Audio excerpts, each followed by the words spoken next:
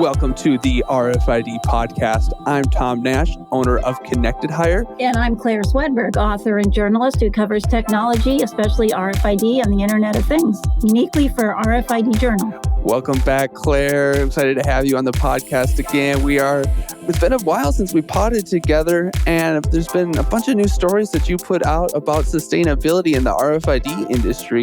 Why don't you tell us a little bit about what you've been working on? Yeah, thank you, Tom. And it's been too long since we talked last. I'm glad we're checking back in because the news just keeps rolling along, doesn't it? Yeah, there's some really interesting stories that I saw you put out there about sustainability at Michigan State University. Why don't you tell us a little bit about that? Yeah, absolutely. So I've been really interested in watching how sustainability has become an increasing concern, obviously, worldwide and in all industries, but RFID plays an interesting role.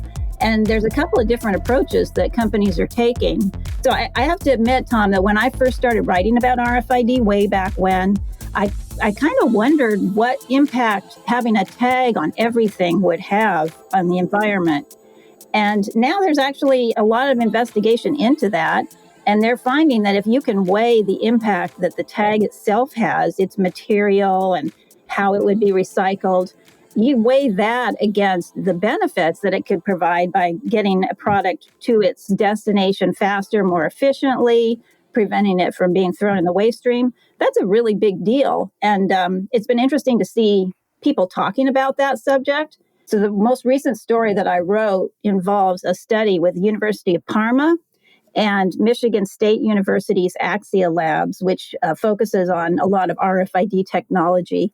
And they actually found a unique way to test what impact RFID has, both on the environment in a negative way, as in the cost of carbon emissions, and in a very positive way, which is ways that it has made the supply chain or the movement of products, production of products more efficient.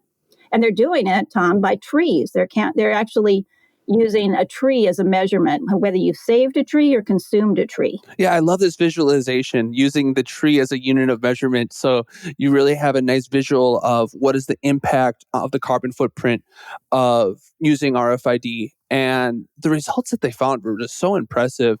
I think that they found that it was about 700 trees saved in one specific application versus only using a couple trees cost to get that kind of return on investment. So the results that were really impressive, weren't they? Yeah, absolutely. When you actually break it down and look at something very sensible and very approachable, like a product, a single product, and you measure that and say, all right, how much carbon was required to get this product to its destination? And did RFID have an impact on that? It's actually really staggering. As you mentioned, the amount of trees saved in their case was very impressive. And they used a very simple product, which was a medical device, and tracked it through a typical supply chain from the point of manufacture all the way to the hospital where it would be used, and then identified where the RFID helped make that process more efficient. And that can be ensuring that the trucks are properly packed with as many goods as necessary, that things aren't mistransported to some other site erroneously and someone has to go and find it, or that something simply gets wasted because it gets lost in the supply chain. Yeah, it's all about reducing waste. And I wasn't so sure about it's kind of the same way you were thinking that, what is the impact here? Because, of course, the RFID process doesn't use that much energy once it's been implemented. But you think about the cost of all the energy to make all the tags and, the sheer volume of tags, putting it on all the products in the supply chain, for example, for a specific product. And it's just it's so cool to see that it's totally worth it because it's able to reduce the transit footprint is so big. If you're talking about all these trucks and making sure that the goods are going to the right place at the right time, and having that be optimized is such a good way to use RFID to better the environment. Yeah, absolutely. And Tom, I have to say that it's been interesting also to see how some companies are doing innovative things when it comes to manufacturing the tags themselves. So there are ways that they're making the tags more sustainable by moving away from the plastic layers that are usually required in an inlay, like the label that you might see attached to a product. they're starting to print antennas. So instead of using Yeah. aluminum, it's actually a printed antenna. In some cases, they're using paper instead of plastic entirely. And one of the key things there is that not only do you have a more sustainable manufacturing process and less material, but sometimes these new tags can be recycled, which is that's a big deal too, because if you want a product that's recyclable, you don't want to have a tag on it that's not. Oh, that's cool. Yeah, I heard about the printing of, the RFID tags with these new kinds of inks that are out, but I hadn't thought about actually recycling them as well, which totally makes sense. Yeah, it's an interesting challenge that people are starting to look at. If we're going to recycle more and more goods, we need to be able to recycle the tag too. Otherwise, you have a costly process of removing the tag from the recycling material. So that is a challenge they're looking at. And it also makes me think about something interesting that's coming out of Europe, Tom. I think you've heard about the digital product passport. Yeah, you told me about it actually in one of our previous episodes, and I did a little bit more research, and it's part of this broader policy shift going on in the EU called the Green Deal, right? Mhm. And I'm not such an expert on how policies work, across all of Europe, and I think they're still kind of shaking out exactly what this is going to look like. But basically, they're comparing it to the United States going to the moon. Basically, a really ambitious plan that's going to take maybe a decade to fully see through, but really shifting how energy is used in Europe. And a part of that is going to be creating this circular economy where goods are tracked throughout the supply chain from raw materials all the way to recycling. And I guess NFC technologies are going to really help that process as one of the tactics there. I think you were working on a story for that as well, right, Claire? Yeah, Tom. As a matter of fact, I've been writing about what they call the DPP for several years, maybe, or certainly a year. But what's interesting is while UHF, what's called brain RFID, is often considered a good opportunity to make that digital product identification happen, there's other ways to do this too. And NFC technology is pretty unique because we have NFC readers built into our phones, as most people realize, if you ever make payments with your phone. And so, why not make it possible for someone to access each product's unique identity and its history with your phone? So, when you buy a tire or when you buy a sweater or you buy some other product, you could tap your phone and access part of that digital product passport and understand, has it been recycled properly? Where did the materials come from? All kinds of interesting information that's not just about sustainability. It's about, understanding your product and how it was made. Yeah, it'd be super interesting to know where all the different materials came from on a product. And I think it would make people much more mindful of their consumption habits, realizing, oh, wow, this contains materials from all over the world. And thinking about the footprint that goes into that.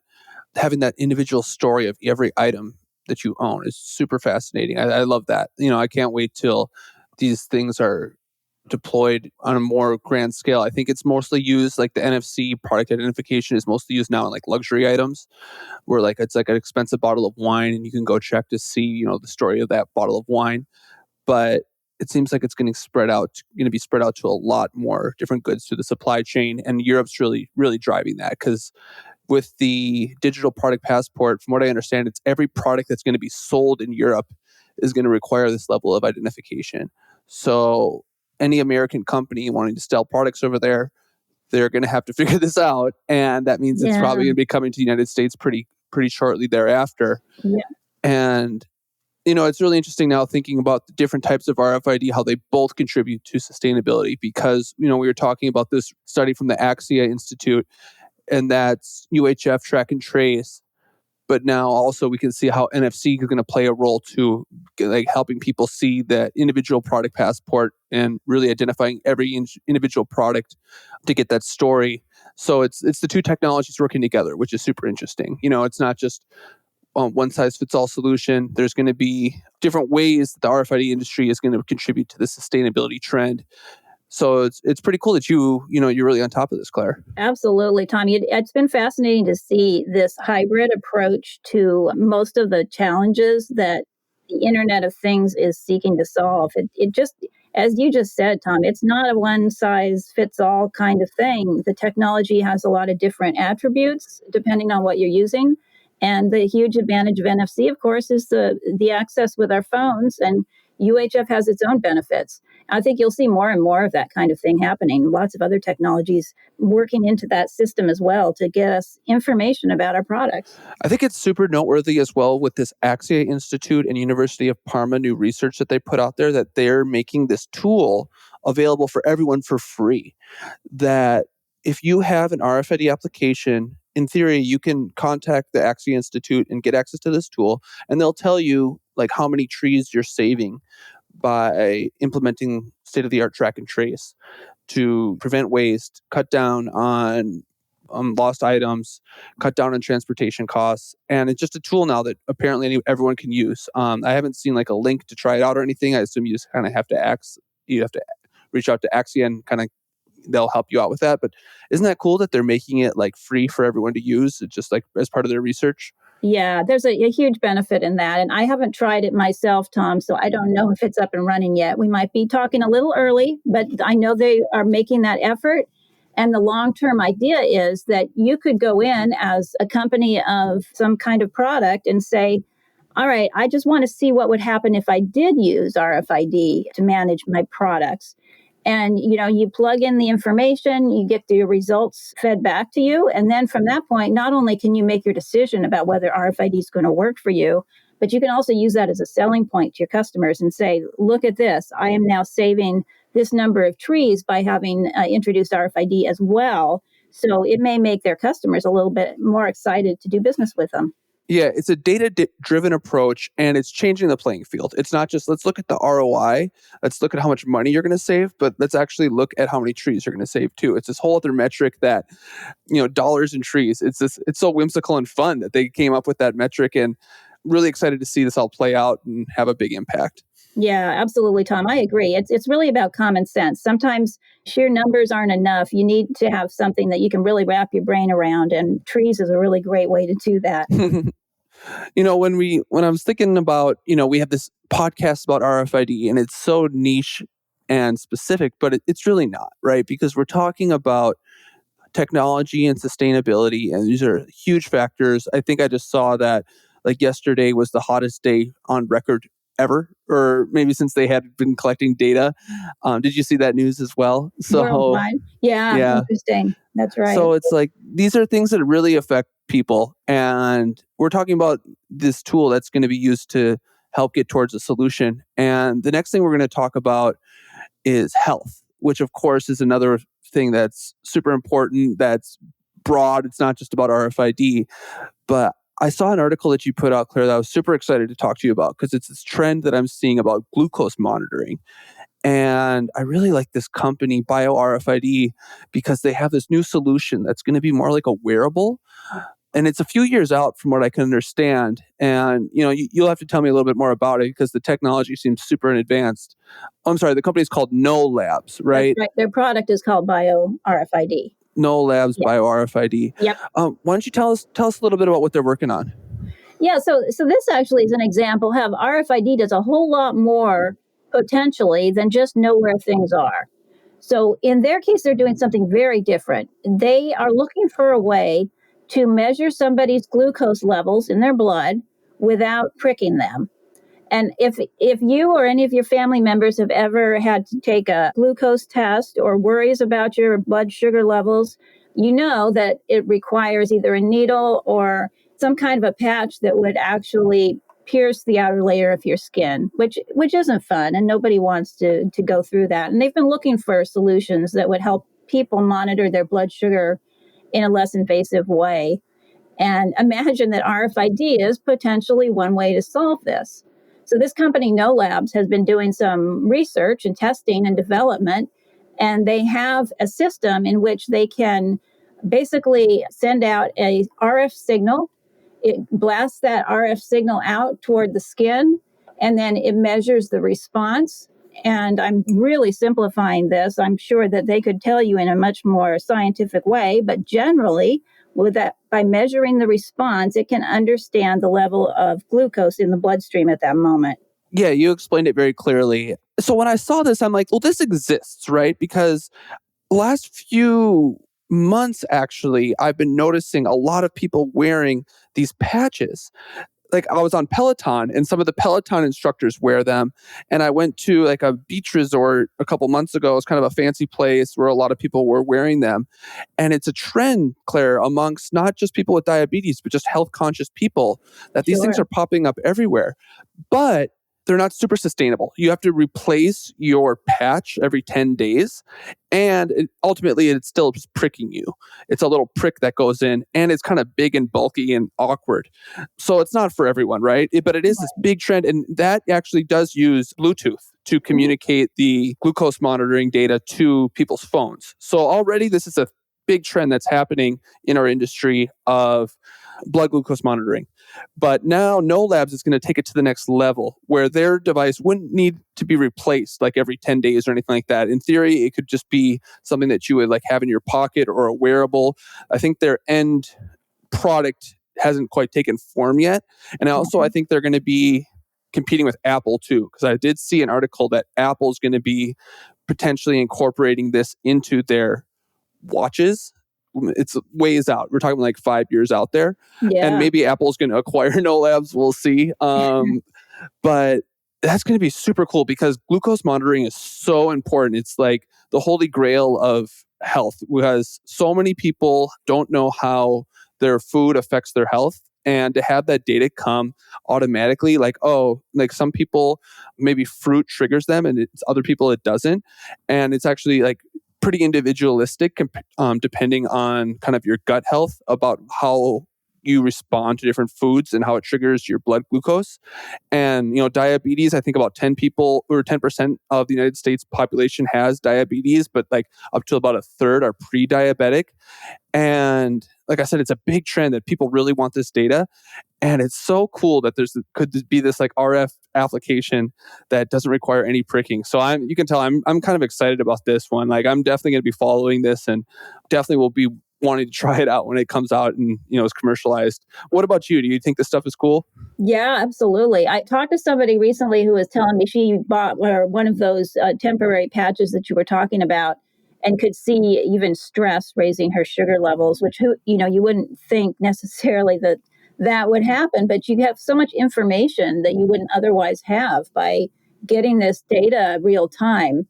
So now imagine doing it without the disposable patch that's actually piercing your skin a little bit, and just doing it with RF. And that is very cool. And, we'll have to see what happens because it's still early days. Right now, they just have a device that they're actually having people rest their arm on, and they hold their arm there. And it's long enough that they can capture the data they need. Obviously, it needs to shrink and it needs to become a wearable. So there's going to be some time and there's going to be I imagine, quite a bit of engineering still. But I can't imagine going backwards at this point. And as you said, Apple is interested, and you know what that always means. We're going to see something. Yeah. Yeah. So interesting times when it comes to that. Definitely. There was one other big news story that we have to talk about, Claire, since we last met.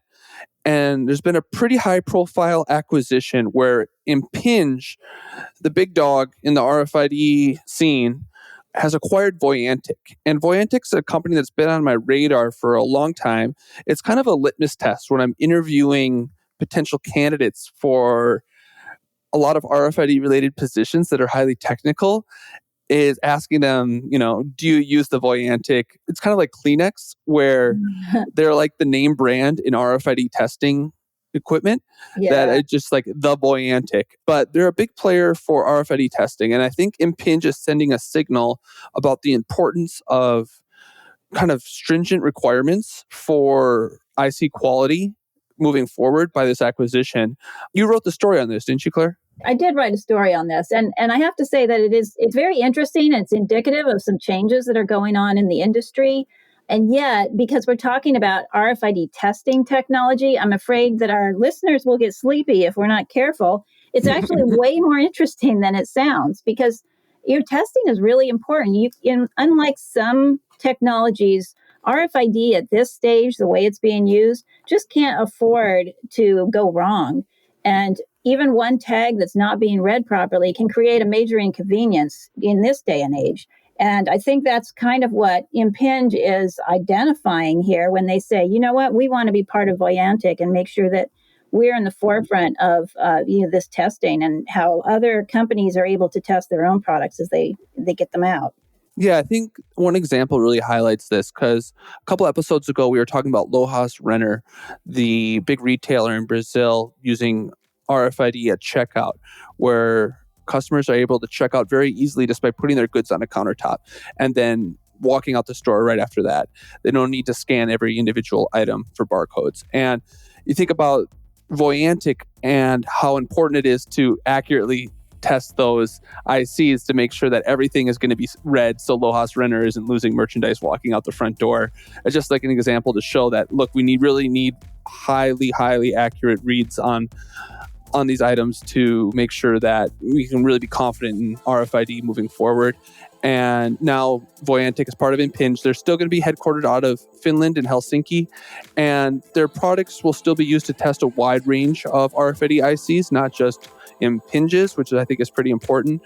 But, big news that, Impinj is kind of continuing to grow. They're a powerhouse in the industry, and interesting to see them, with this acquisition just now.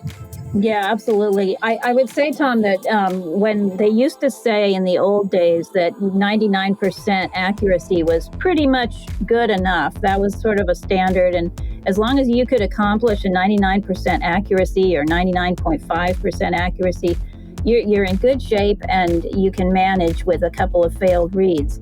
But when it comes to, as you pointed out, that self-service, not only do you not want to inconvenience shoppers because they have no patience for that, but you definitely don't want the shopper to buy some very expensive product that they actually don't buy because it was simply missed by the system. You can't afford that, and nobody's going to use the technology and trust it unless we can get higher than that 99%. And that's what this testing is so important for. Absolutely. Well, that will wrap it up for this episode of the RFID podcast. Again, I am Tom Nash. I am the owner of Connected Hire, a recruiter focusing on the RFID industry, and I'm available if companies are looking to grow and hire more RFID talent. Please contact me. Our website is connectedhire.com, and I can be reached at tom@connectedhire.com. And Claire, why don't you tell us a little bit more about how people can reach you? Yeah, absolutely, Tom. So again, Claire Swedberg. I'm a writer on all things Internet of Things and RFID. I write exclusively for the RFID Journal. Always interested, though, in hearing from people who want to share their stories about the technology, and let's talk about getting some writing done. So my easiest access would be my Gmail account at Claire Swedberg, all one word, @gmail.com.